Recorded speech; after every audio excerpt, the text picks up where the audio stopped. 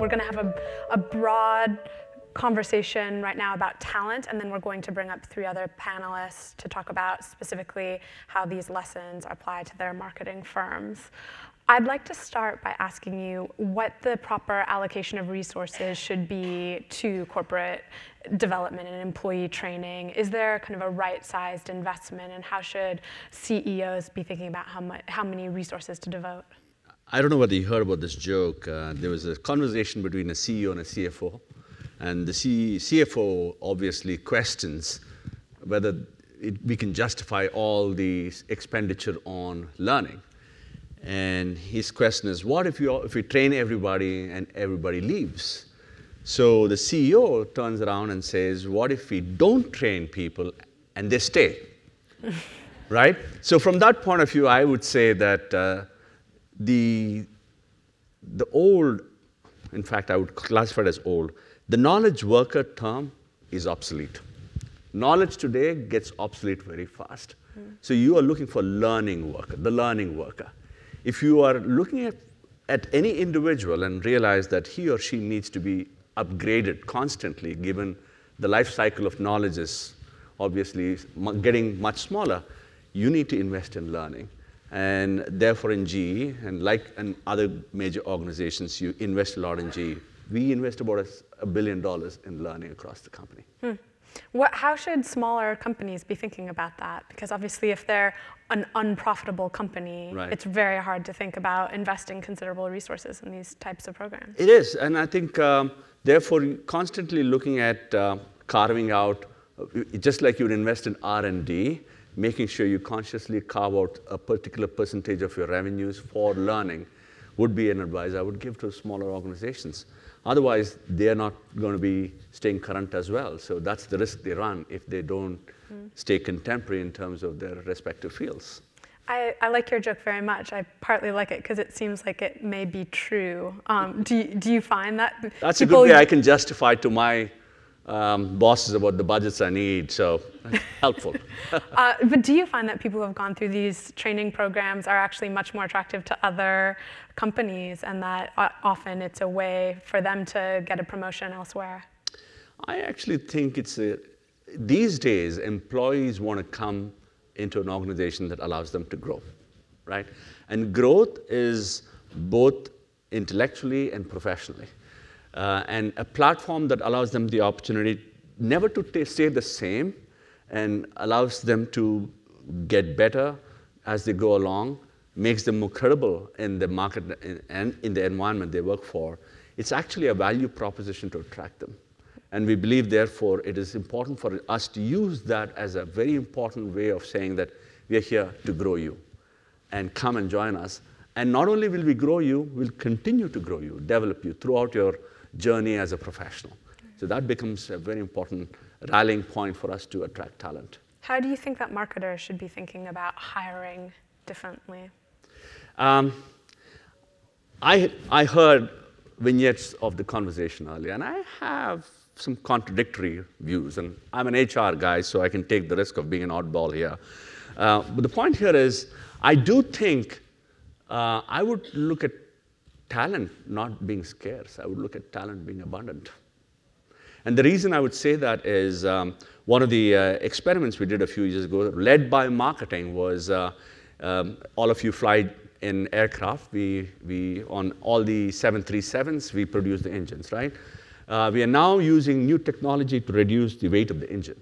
But for a long time, suppose the engine weighs 15,000 pounds, we are now saying the new engine will be 12,000 pounds, a terrific reduction in the weight, which increases fuel efficiency. But the bracket that held the engine to the wing, we could not reduce the weight of that. It was 3,500 pounds, and we said we need to reduce the weight of that. And our best scientists couldn't come up with the answer. So we went to GrabCAD, which is one of the crowdsourcing innovation portals, and said, help us out. So we threw an open competition for $20,000 out there saying, who can come up with an idea that can reduce the weight of the bracket? And there was this mechanic from Suriname, Indonesia, who came up with the best idea. He didn't have a PhD from Stanford or from Georgia Tech or anything else. He was creative, and he came up with a solution that reduced the weight of that particular bracket to 384 pounds. So it tells you that you can tap into the energy of the world to figure out solutions to your problems. Therefore, actually, if you look at it and you can use the digital technology available to you, talent is out there. You need to know how to tap into it, connect with it, rather than just own it. So what are marketers missing? Do you think they're actually doing, for the large part, are they approaching hiring correctly, or do you think they're missing something? I think the concept of hiring data scientists, mobile technologists is relevant, but I'm wondering whether that too changes over a period of time, right? The concept of mobile did not exist 4 years ago or 5 years ago. I don't know what will exist 4 years or 5 years from now. Instead, what I would look for are differentiating leadership qualities that the market can then harness from whatever is available in the world. I'll give you a couple of examples of what we are not. I would say we are looking for synthesizers more than analyzers. We have had generations of people who have been good at unshackling stuff and figuring out what the right addition are. Now you're saying somebody who can think holistically and bring it together in a different way. Somebody who's insanely curious, somebody who works horizontally. Those are characteristic traits, not necessarily intellectual traits. And therefore, what I'm saying is intellectual traits can be actually bought. It's a commodity. You can go to rleynerd.com and say, I want a market study to be done. And those of you who are in marketing know those exist now. You don't need to go to McKinsey or BCG, or you don't even have to have that powerhouse in your organization. You can go and outsource that intelligence. If you're outsourcing that intelligence, outsourcing the data, what you need are people who can differentiate the real qualities you need to be relevant in the marketplace. And they are not necessarily the ones who are got the data scientist skills. They are not necessarily the ones who are looking at, okay, how can I analyze stuff? That can always be outsourced. What I'm saying is, do they have the sixth sense? Do they have the creativity, as the earlier dialogue had? So I'm looking for those traits that will allow us to go where the puck is, rather than get relegated to the background here. But are you predicting that this trend of hiring math men rather than mad men is only a temporary phenomenon that will revert back to the mad men? I don't know. All I can say is, everyone needs to have a particular data instinct. Marketers need to have that, but what do you use it for, right?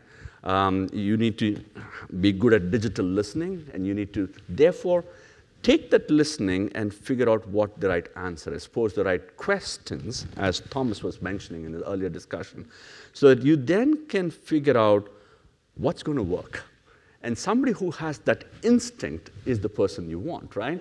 And that takes a special person, somebody who's able to look at the massive data and figure out what is the one that I want to focus on. That judgment, the ability to make that judgment call, is what is very precious. And testing and hiring somebody with that judgment is what we would look for increasingly, and training them in that. And what's your view on whether it's important to own talent versus have freelancers and therefore more flexibility? Do you have a philosophical view on that? It's actually a business model imperative, right? The world is changing, you all know that, and anytime I hear now, the world is changing, what do we do about it? I start crying, because the point here is, what is the world changing to? The world is changing from a CapEx model to an OpEx model, right? The world is changing where customers are being a lot more disruptive than even competitors. They're asking and demanding something radically different. The world is changing from a predictive model to an adaptive model. And when you're going through such change, you don't know what's next and what skills you need next. Maybe you need more anthropologists 5 years from now, right? Ethnographic studies. You've tried. If that's the case, then you're trying to get all that in-house because you feel that you have to have all of it in-house is an old model. And what I'm saying is you need to have a core nucleus of people who are able to differentiate what is relevant and not relevant in the marketplace. Everything else can be ancillary and can be harnessed from the outside. One of the things that I'm really interested in is how to deal with promotions today. And everyone's obsessed with kind of accommodating millennials who need constant reinforcement. Basically, you should be standing there as a mirror to tell them how good they're doing and kind of collaborate on every single decision, seems like. But people are wanting to advance through the workforce. In marketing, how are you all approaching that? Or how should marketers be approaching promotions differently? And Kat, do you mind starting? I'll be happy to start. I have a lot of thoughts about this, actually, because this was one of the first processes that we decided to blow up. And so we did this across all of our areas of business, not just marketing, because we were needing to set up performance reviews, and everyone on the leadership team was just dreading it, because everybody hates getting a performance review. And then we started to have the conversation about why are we only talking about people's performance once a year? Why are we only talking about a promotion or more money or something? Why isn't it attached to individual successes or goals or achieving those goals? And shouldn't you be having those conversations every day? I mean, at least every week. Isn't that part of the relationship you have with your team? And when we did that, it's just so much more invigorating to know that you're not on this, you're not watching some kind of a clock ticking down, waiting till, is it October yet, when I can finally find out if I'm getting a 2% raise or something. When it's tied to a goal, and actually, just this morning, I'm here with my VP of sales, and we just agreed to do a nice big promotion and raise for somebody. It's out of cycle. She's just achieved a bunch of things. It's the right time. It's, the company can afford it. Everything is in place. So we just said yes. Why would you wait? So the answer is don't go with traditional cycles and do feedback more regularly, is what I'm hearing. Yeah. I mean, how can you not do feedback more? Why wait on any of it? Okay. Danielle, any thoughts on this? Yeah, I mean, I think there is a place for the traditional cycle, but I agree with the point that you should be having these conversations and giving feedback in real time, both positive and constructive. Absolutely. It's really important for just doing coaching on a consistent basis. It's not necessarily tied to your review, but helping your team develop, build relationships across the organization, giving them techniques to be more effective in their role is an important part of managing a team. So yeah, I wholeheartedly agree that setting up that structure where you have one-on-ones on a consistent basis, and it's not just going through a list of projects, but really helping that person develop as a professional. I would say the other piece is looking at project-based work to create opportunities for advancement. So not necessarily title promotions, but identifying those high potential people and giving them opportunities for greater visibility within the organization, greater access to senior management. Those are some of the techniques that I use to, because I work in a very flat organization, so there isn't a whole lot of hierarchy and there isn't a lot of opportunity for necessarily title promotion. At least not on the frequency that millennials would expect it. Right. So, really looking for those opportunities to give them greater exposure is another great way to help them advance. And Marc, you're completely the opposite, where one of the largest marketers in the world, plenty of rungs of the ladder to climb, but how do you think about this? And are there innovative ways that you've thought about hiring and promotion? Yeah, so I mean, clearly we are a large organization with a process that's quite well established, and rightly so, with especially a big focus on recruiting young graduates, and that's actually one of our major efforts, been forever and continues to be, and lots of we are the preferred employer, especially in marketing in many countries. Is what's one of our goals, to make sure that actually we attract the right talent at the beginning. The question is, and you talk about process, but it's almost, I think it more through in terms of values. The younger generations has a very different value system than probably the previous generations. They expect much more, I think, authentic and transparent leadership. So it puts the onus on us to actually lead differently, because they're not prepared, indeed, to have just once in a year a wow moment where you say everything you've not said for a year. So how are you handling reviews? Sorry? How do you handle reviews and that? Well, I'm probably not typical in that. I used to have one of my direct reports when I was at Coke who used to say, well, with Marc, when we have the annual review, we don't really know what to talk about because the annual review happens every day through the year. And so that's my style, but I think we still, have very much the process of doing it, and indeed of identifying, high potentials and how we can give them specific visibility, and recognizing that we need that agility more and more. Okay. I'd love to ask your opinion about what we were just speaking about whether or not this trend of hiring data scientists and number crunchers may be a temporary phenomenon and the latest marketing trend, but ultimately it will go through another cycle where there's a new one. Do you guys have any strong opinions about whether this is here to stay, and whether it's a misguided obsession? So I'm happy to start because when a young marketer used to ask me, what else can I do to become a great marketing person in the future? I used to tell them, learn coding. And now I tell them, learn coding and data science. So I really believe that data science, artificial intelligence is going to change the way we do marketing, not in the next 10 years, but in the next 12 months. And we are going to see a way where we're going to be able to contextualize and personalize the way we deliver content, we build connections, we build relationships with people one at a time and in a unique and personal way, but at the scale of 1 billion people. But what about the problem solving? Because we were talking about the problem solving ability and how you may be great at data, you might be great at understanding technology, but if you can't think big and connect dots, then you may be less of a valuable employee. Where do you come down on it? I just want to go back to the question of data scientists. Maybe what we should look for are data artists, not scientists.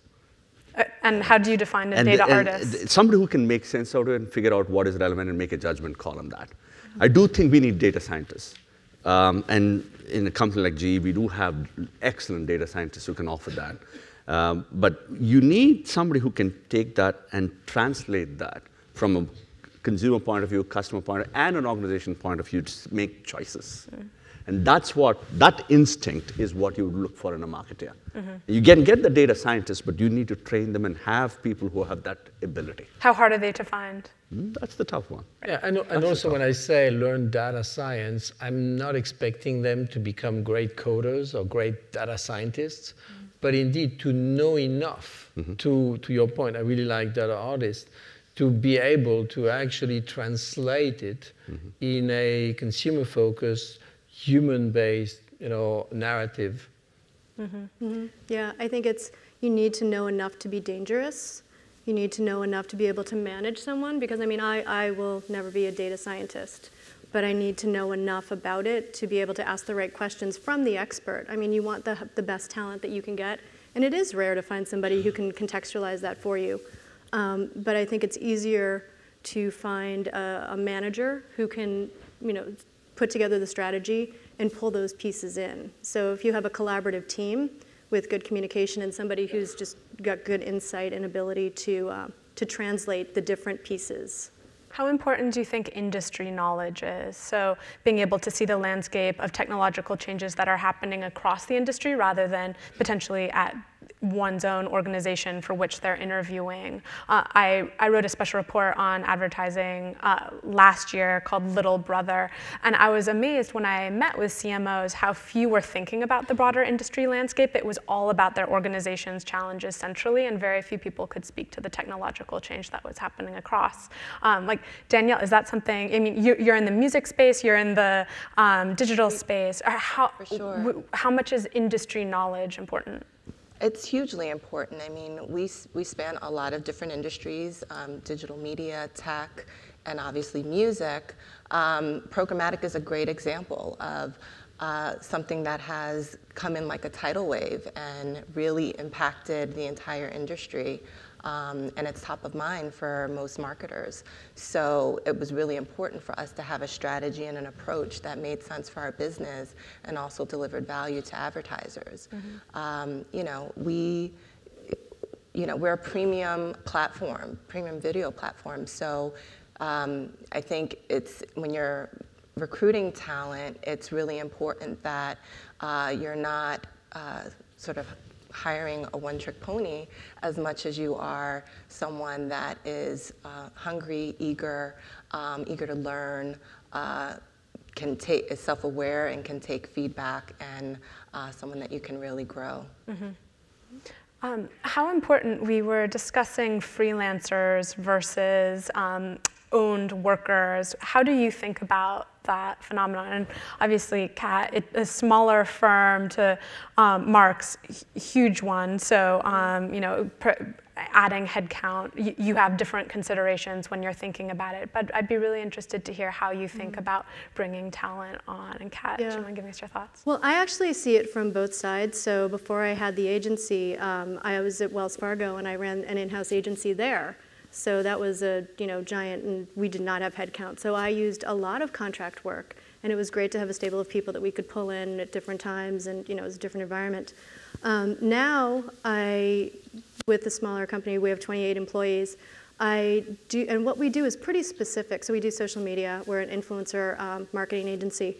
It's so specific that actually my team doesn't want to train somebody if they won't be able to hire them. Like, we were even talking about interns, where a couple of my managers don't want to have an intern because they don't want to spend the time training people that they won't be able to convert to full-time.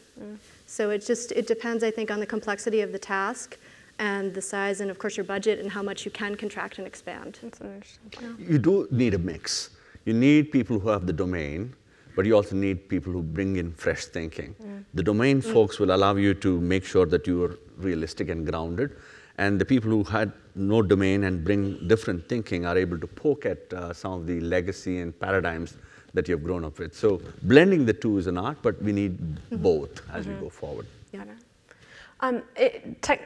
There are so many new technological tools that can help facilitate communication if used correctly, can also break down communication if used ineffectively, like a badly worded email, for example. Have you found that any technologies have been particularly effective in your workforce with either helping facilitate training or communication among employees? Have you been testing anything recently? And Raghu, could you speak to that first? In all spheres, you have to, right? For instance, performance development is one area where we are testing out an app where you can go in and moving from an annual ritual to an ongoing, not feedback, but shape forward. How do you continuously give feedback? And we say it's all about giving people insights. So when I go out of this room, if I have a couple of colleagues, they'll say, I want you to continue doing this. I want you to consider changing this. Only 2 things, all right? And that becomes the aggregation over a period of time. You're able to track it. And then that then relates to what learning opportunities you have. Learning is no longer a remedial fix that you do occasionally. It's an integral part of how you work. And you need to have that feedback so that you're in a position to really constantly figure out what you need to do to change and morph as you go along. So those are available. The aha for us is it's not the tool. It's changing the behaviors of the people to adapt the tool and work it. Otherwise, the tool becomes just another one of those which can be used by a few people but not embraced by many. Sure. So helping people move to the tool and use the tool is where we spend quite a bit of time on.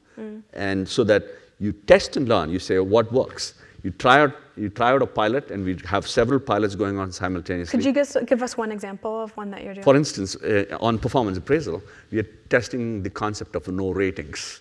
Of what ratings? No ratings. I'm not going to rate you excellent, superior, development needed, no. And that is an interesting one because GE several years ago created the damn thing. So we used it. And now, talk about creative destruction. Yeah, now we have to test it and see whether in the new world, whether that's relevant anymore. And we have figured out, okay, that works if you really coach your manager and employee how to embrace that. It doesn't work if you're not able to spend time in teaching people how to work the new technology through. So we're learning, and it's a phased approach, and it'll take some time for us to get there. So the emphasis is Yes, you got lots of tools. Choose the tools that make most sense in your context. Try them out, experiment with them, see if it is too far ahead in your world. If it is, then you have to phase it out in a manner that is appropriate. I find that we've become a little too reliant on the technology. We use it very heavily, video conferencing, HipChat for either IM conversations or even group conversations.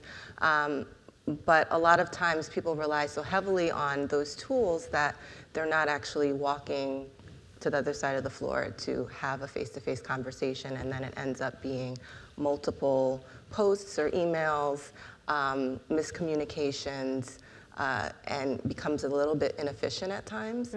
So I've implemented a rule where, after the third email back and forth, it's time to get on the phone or walk over to that person and have the face-to-face conversation and grab all the key people that need to be part of that conversation, as opposed to, letting hours or days go by with the issue unresolved. Absolutely.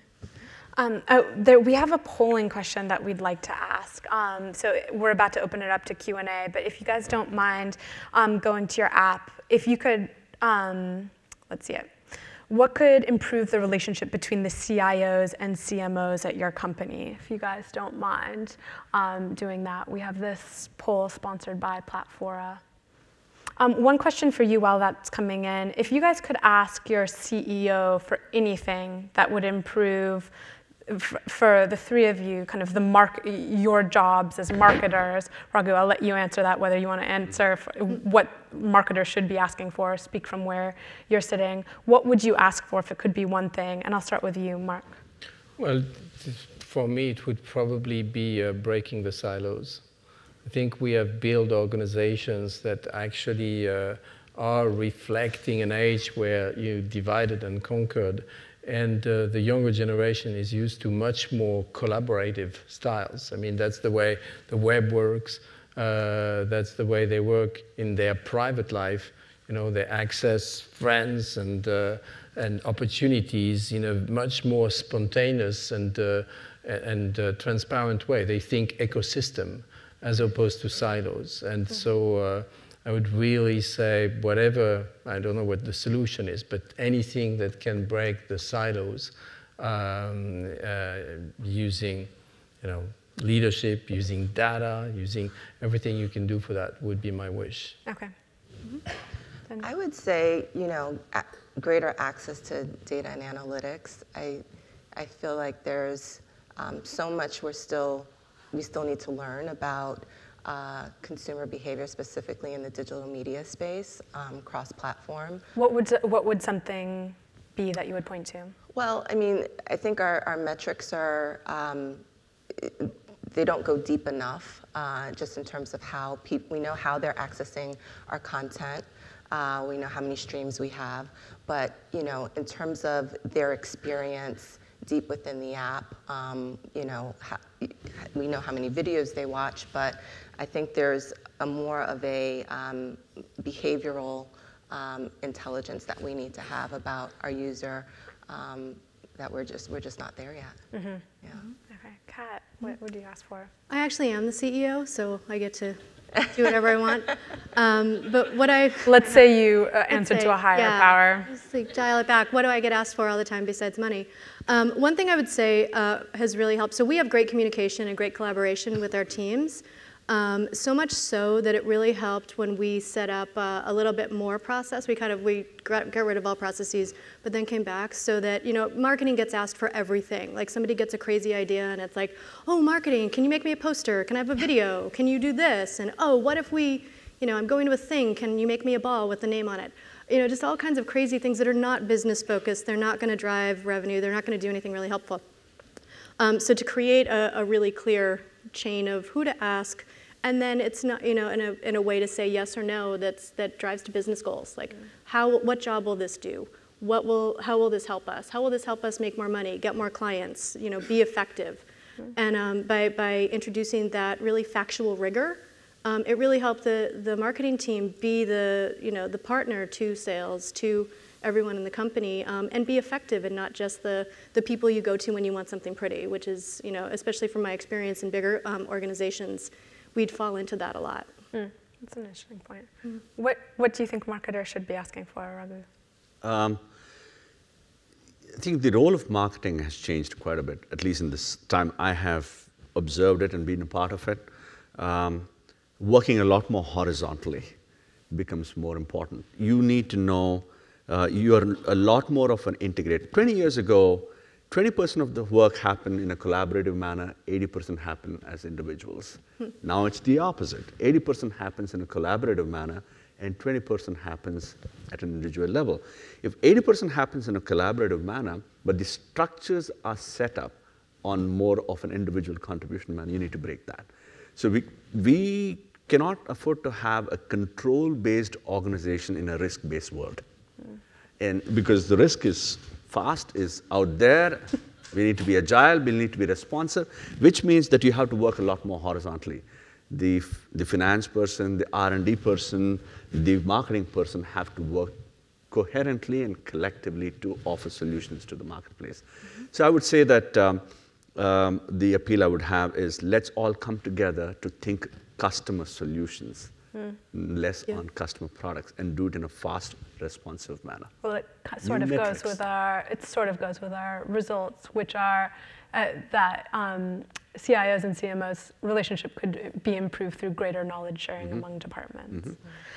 Let's go into the audience for questions, if you don't mind. And let's start with the front row right here. If you don't mind saying where you're from before your question, please. Willis Turner, CEO of SMEI, one of the association partners here today. So within the framework of the CMO leading and developing and nurturing this learning environment in the team, how important is it for the CMO to be positioned as a thought leader both internally and externally? Very critical. They are the front of the spear, right? And they are the interface with the world. And I think having a CMO who has the ability to bridge, who makes sure that the pace inside the organization keeps pace with outside is critical. It's also a great way. I mean, the external world is also an incredibly powerful way to communicate internally. I mean, when I joined Unilever, I said, or a journalist said, more magic, less logic. And that became this whole idea of marketing that is more creative and the art of marketing, not just the science of marketing. So the balance of both, and I really believe in the fusion, in the balance of logic and magic. But saying it, leading that communication externally, became a great enabler internally. On data science, yesterday I was in a startup competition in San Francisco, and we were sponsoring it and gave a prize to a startup that we thought had a great potential to scale up. And it was the one we picked as a jury was about data science. And again, it helps a lot pushing that agenda externally, helps drive the message internally as well. So especially in a large organization like Unilever, leveraging both the internal and the external in synergy is really important. Let's take another question. Right here, front. Thanks for an interesting discussion. My name is Chandra Chawla, and I am visiting from San Francisco. So we heard from you and earlier today that a lot of the issues exist because of silos in big organizations. And everyone knows that. Why do you think they exist? Why do we still have them? If that seems to be the problem, and everyone acknowledges that this is the problem, why do you think they still exist? Well, and adding on, what can really be done to break them down practically? I mean, I have a thought, but go ahead. Yeah, I mean, it has to come from the top, and they have to live it and walk it and talk it, that there aren't silos, that there is transparency, and I think it has to go to the culture, which we haven't talked about here yet, but I mean, it's really important to have a culture where you're encouraged and rewarded for being collaborative and for being transparent, so that everybody wants to be on a team and be part of something important, and it's kind of natural to create your in-groups and your out-groups. But if you have leadership from the top that makes it clear that we're all the team and we're all the groups, it makes a big difference so that you don't just get the little groups coming together. I mean, I think that's just that kind of very natural human behavior that people like to be part of this team or that team. And if there isn't a bigger team for them to join, then you're just talking about it. There has to be something like almost physically there for you to participate in. My explanation is simple. We have outgrown that model. And the reason we have outgrown that model is 10, 15 years ago, that was relevant because it was all about efficiency, right? And when you had to have efficiency, you had to structure the organization in a manner that each of them were very, very efficient. But with technology coming in, it's really compressed time, distance, and costs. It's taken that barrier out, in which case speed becomes more important than efficiency. If speed becomes more important than efficiency, you cannot work this way, you have to work this way. That means you have to collaborate, you have to get things out fast. You have to focus on outcome optimization, not on functional optimization. Yeah. No, go ahead. You also need to go back to where the silos came from. The first org charts came from the railway industry, where first there was a train, then there were 2 trains, then there were 4 trains, and then there was an accident. And so they needed to divide, who was in charge of the trains, who was in charge of the tracks, who was in charge of the exchanges, and they created, verticals. And so that is very reassuring in a way where you travel on tracks. But in the technology, digital, VUCA world we live in, you don't travel in linear way. All the dots are connected. Mm-hmm. And that's why the silos, don't work anymore. That's why the traditional org chart don't work anymore. But, the reassurance that you still have from thinking that everything can be put on tracks, is difficult to die. We had a question in the middle right there, if you don't mind waiting for the microphone. Yeah, hi, I'm Peter Russell from the Halta International Business School. And we used to be the Arthur D. Little School of Management. Our new brand is only about 10 years old now. And we're competing against a lot of brands and pedagogies that are 100 years old. So we find ourselves asking what's missing from business education, what's missing from marketing education. We have a Master's in Marketing MBA. And so I wanted to, in light of the pace of change, I wanted to kind of flip that question to you guys and ask, what's missing from the way we prepare and train marketing professionals today? That's a great question. I would say a greater focus on leadership. I find that in these organizations, especially startups, there's so much change happening, and you really have to be an agent of that change. I worked at AT&T prior to Vevo, and we were building a media business within a huge telecom company, and a lot of what we did was being a change agent and convincing a subscription business that advertising is good for you. So I think being a leader and being able to influence people that don't necessarily report to you, that don't necessarily aren't measured by the same things that you're measured by, and being able to lead in those instances is a critical part of the marketing function. Mm-hmm. I'm going to be provocative, actually. I think the overemphasis on cognitive skills, not that it's not relevant, that's a given. And that can be acquired. That can also be there on the computer. It's like what we used to use 25 years ago. You used to do your calculations by hand. You had the computer. Now you have the computer. You don't need that anymore. But what is missing in that equation is the fact that people's ability to connect emotionally, we mentioned that, especially for marketeers, understand the nuances, get some instincts, is the additional piece we require so they are able to make the right calls. I think as you evolve, as business schools evolve, the cognitive stuff which has been overemphasized for such a long time has to assume something of more of a pedestrian skill. That is taken for granted. It's the ticket to play. What is it that you additionally need? And that's the emotional side of things. We have strong opinions on that, but is that trainable? To a certain extent, yes. It is trainable. You have to provide the context to do that. You have to make, I'm a learning leader, right? For me, everything is trainable. Otherwise, I don't need to exist as well. So for you guys too, you should assume it's trainable. Otherwise, you don't have a marketplace. Marc or Kat, any closing thoughts on the question of whether, what can be done on this issue of marketing, the marketing profession?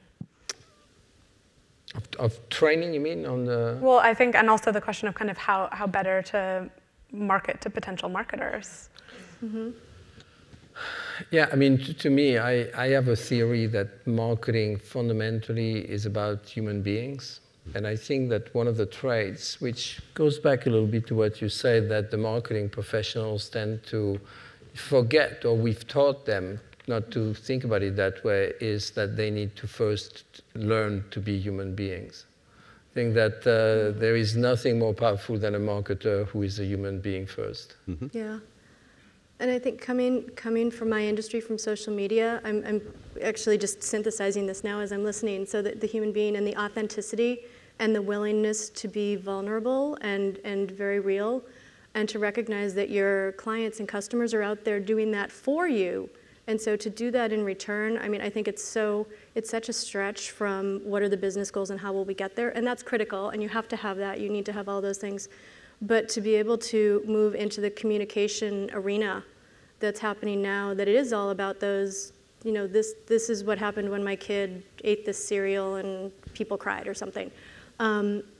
You know, to incorporate that, I mean, I think we've always tried to distance ourselves from that the immediacy. But that's where some of the biggest successes that we've seen, when you get very emotional and you show the non-traditional family together.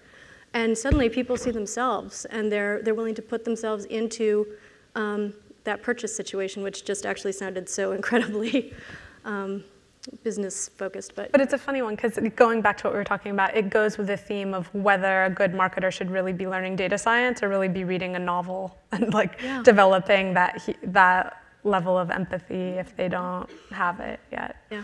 It's an exciting time to be a marketer right now, because I think you're hanging between the trapeze. You've left the earlier rung, but not yet reached the new rung. You're somewhere in between here, and that feeling of the pit in your stomach. Pit in the stomach is a real propeller to change. It drives you, and I think it's a big rethink, and it's a big reinvent.